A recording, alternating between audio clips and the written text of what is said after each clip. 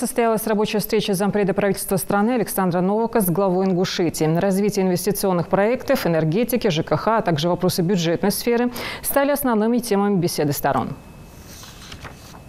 Обсудили меры решения проблемы несбалансированности регионального бюджета, оказание финансовой помощи в целях ликвидации оставшейся части просроченной кредиторской задолженности, способы стабилизации экономики Ингушетии в условиях санкций, улучшение инвестиционного климата и поддержки прорывных проектов.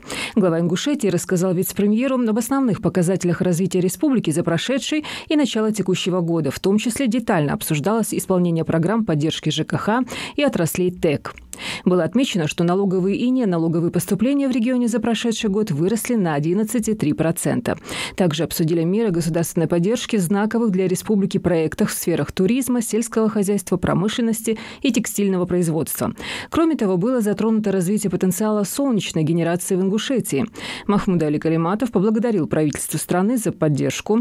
Экономическая модель развития Ингушетии разработана. Мы планируем идти далее по пути социально-экономического прогресса, используя наши конкурентные преимущества: избыток трудовых ресурсов, туристическую привлекательность, наличие плодородной земли, удачное географическое расположение и транспортную доступность, отметил Махмуд Али Калиматов.